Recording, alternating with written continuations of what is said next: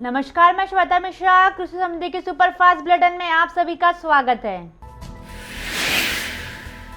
राज्यसभा में गुरुवार को बीजेपी सांसद ज्योतिरादित्य सिंधिया के भाषण के बाद अपनी बारी में कांग्रेस सांसद दिग्विजय सिंह ने कहा, वाह जी महाराज वाह। बतौर दिग्विजय जितने भी अच्छे ढंग से वह यूपीए सरकार का पक्ष रखते थे, उतने ही अच्छे ढंग से बीजेपी का पक्ष रखा। इसके बाद सिंधिया ने उनसे कहा, सब आपका ही आशीर्वाद है। एनसीपी सांसद सुप्रिया सुले, डीएमके सांसद कनिमोझी शिरोमणि अकाली दल सांसद हरसिमरत कौर बतौर समेत कई विपक्षी नेता गुरुवार को दिल्ली के गाजीपुर बॉर्डर पर प्रदर्शनकारी किसानों से मिलने पहुंचे। हालांकि पुलिस ने उन्हें रोक दिया, जिसके बाद वे वहां से लौट गए। बादल ने कहा, सांसद को भी शांतिपूर्वक प्रदर्शन कर रहे किसानों से नहीं मिलने दिया गया। भारत में किसान आंदोलन पर विदेशी हस्तियों की टिप्पणी के बाद क्रिकेटरों के ट्वीट पर कांग्रेस सांसद कीर्ति चिदंबरम ने बीसीसीआई से कहा, क्रिकेटरों को प्रोपेगेंडा ट्वीट करने के लिए विवश करना बंद करें, यह पूरी तरह अनुचित है। राज्यसभा के सभापति वेंकैया नायडू ने बुधवार को हंगामे को लेकर आप के तीनों सांसद को दिन के बाकी समय के लिए सदन से निलंबित कर दिया और बाहर जाने को कहा। हालांकि जब तीनों सांसद बाहर नहीं गए तो मार्शलों ने उन्हें सदन से बाहर किया। इस दौरान तीनों आप सांसदों ने कृषि कानूनों के खिलाफ नारेबाजी की। गायिका रिहाना और पर्यावरण कार्यकर्ता ग्रेट थनबर्न द्वारा प्रदर्शनकारी किसानों को समर्थन मिलने पर संयुक्त किसान मोर्चा के दर्शन पाल ने कहा कि यह गर्व की बात है कि अंतर्राष्ट्रीय शक्तियों ने किसानों के मुद्दे पर संवेदनशीलता दिखाई। आप सांसद संजय सिंह ने आरोप लगाया कि संसद में किसान आंदोलन आक्रामक तरीके से न उठाने को लेकर कांग्रेस व बीजेपी के बीच गुपचुप समझौता हो गया है। दरअसल बुधवार को कार्रवाई बाधित करने पर सिंह समेत 3 आप सांसदों को राज्यसभा से दिन भर के लिए निलंबित कर दिया गया, जिसके बाद मार्शल ने उन्हें बाहर निकाल दिया। कांग्रेस महासचिव प्रियंका गांधी वाड्रा ने गुरुवार को रामपुर उत्तर प्रदेश जाने के दौरान हाड़पुर रोड पर उनके काफिले के 4 वाहन एक दूसरे से टकरा गए। हादसे में कोई व्यक्ति घायल नहीं हुआ। गौरतलब है कि प्रियंका रामपुर में नवरीत सिंह नामक युवक के परिवार से मिलेंगी, जिसकी दिल्ली में गणतंत्र दिवस पर ट्रैक्टर रैली के दौरान मौत हो गई थी। पश्चिम बंगाल की मुख्यमंत्री ममता बनर्जी ने शुक्रवार को कहा कि बीजेपी कुछ भ्रष्ट नेताओं को खरीद सकती है, लेकिन उनकी पार्टी के समर्पित कार्यकर्ताओं को नहीं। उन्होंने कहा कि टीएमसी में भ्रष्ट लोगों के लिए कोई जगह नहीं। जो कोई भी सत्तारूढ़ पार्टी को छोड़ना चाहते हैं वे छोड़ सकते हैं।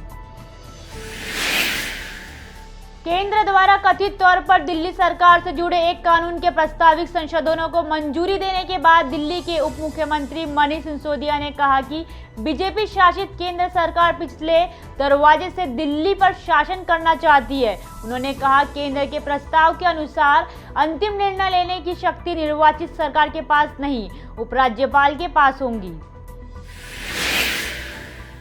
शिवसेना ने बुधवार को कहा कि 26 जनवरी को किसानों की ट्रैक्टर परेड के दौरान लाल किले में झंडा लगाने की घटना के वीडियो में ऐसा कुछ नहीं दिख रहा जिसके तिरंगे के अपमान की बात सामने आती हो। पार्टी के मुख्य पत्र सम्मान में लिखा गया, जो भी घटना हुई नहीं उस पर बवाल मचाना भी तिरंगे का अपमान है। आरजेडी सांसद मनोज झा ने गुरुवार को राज्यसभा में सरकार से कहा, कोविड-19 की वैक्सीन तैयार हो गई है। एक मशीन बनवाइए जो माप सके कि किसके अंदर देशभक्ति का पारा कितना हो सकता है, आपको झटका लग जाए। झा ने आगे कहा, देशभक्ति आस्तीन में नहीं चलती, दिलों में रहती है, उसका सीने में कम ताल्लुक है। पुणे में एल्गार परिषद के कार्यक्रम में बयान से धार्मिक भावनाएं आहत करने के आरोपी में एएमयू के पूर्व छात्र शर्जील उस्मानी को लेकर सत्तारूढ़ शिवसेना ने अपने मुख्य पत्र सम्मान में लिखा है, शर्जील उस्मानी को हथकड़ी लगेगी, निश्चित रहो।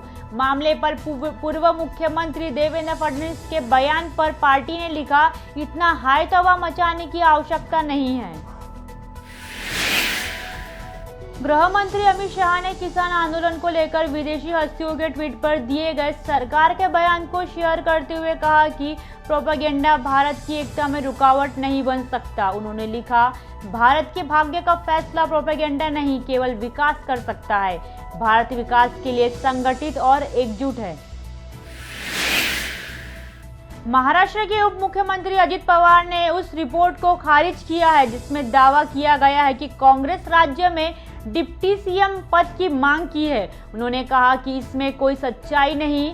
बतौर अजित, महाविकास आघाड़ी सरकार गठबंधन के सदस्यों के प्रमुखों द्वारा आम सहमति के बाद लिए गए निर्णयों पर ही लागू कर रही है।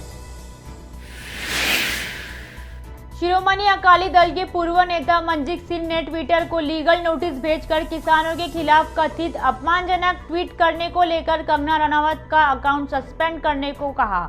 बकौल सिंह, कंगना द्वारा किए गए ट्वीट तथ्यात्मक रूप से गलत है और किसानों की छवि व उनसे जुड़े पूरे सिख समुदाय को बदनाम कर रहे हैं। कांग्रेस नेता गुलाम नबी आजाद ने बुधवार को राज्यसभा में सरकार से जम्मू कश्मीर के लिए राज्य का दर्जा बहाल करने वाला प्रस्ताव विधेयक लाने की मांग की। उन्होंने दावा किया कि जम्मू कश्मीर व लद्दाख लोग खुश नहीं हैं क्योंकि पहले ही स्थिति के विपरीत अब बाहरी लोग उनकी जमीन खरीद सकते हैं और वहां काम कर सकते हैं। बीजेपी के राष्ट्रीय उपाध्यक्ष मुकुल रॉय के साले सुजन रॉय टीएमसी में शामिल हो गए। 2019 में टीएमसी छोड़कर बीजेपी में गए सुजन रॉय ने कहा कि उन्हें बीजेपी के बारे में कुछ नहीं समझ में आया कि वह कैसे काम करती है और उसमें क्या होता है, जबकि टीएमसी उनके घर की तरह है। 26 जनवरी को दिल्ली में किसानों की ट्रैक्टर परेड के दौरान हादसे में मरने वाले युवक नवरीत के परिवार से गुरुवार को कांग्रेस महासचिव प्रियंका गांधी वाड्रा ने रामपुर यूपी में मुलाकात की। उन्होंने कहा, एक शहीद का परिवार उसकी शहादत को कभी नहीं भूल सकता। सरकार शहीदों को आतंकवादी कहती है और आंदोलन को राजनीतिक साजिश की तरह देखती है। किसान आंदोलन पर कई विदेशी हस्तियों की टिप्पणी के बाद पूर्व भारतीय क्रिकेटरों के ट्वीट करने पर कांग्रेस नेता शशि थरूर ने कहा, भारत सरकार के अड़ियल बर्ताव से भारत की वैश्विक छवि को नुकसान पहुंचा है। उसकी भरपाई क्रिकेटरों के ट्वीट से नहीं हो सकती। बकौल थरूर, भारत सरकार भारतीय शख्सियतों के पश्चिमी हस्तियों पर पलटवार करना शर्मनाक है। आप सांसद संजय सिंह ने गुरुवार को केंद्र के तीनों कृषि कानून को लेकर कहा, कांग्रेस नेताओं ने साल 2019 के घोषणा पत्र में इस तरीके का कानून बनाने की बात कही थी। जनता ने पार्टी को 55 सीटों पर पहुंचा दिया। उन्होंने आगे कहा, बीजेपी ने तो लागू ही कर दिए हैं तो उनको 5 सीटें पर पहुंचा देंगी।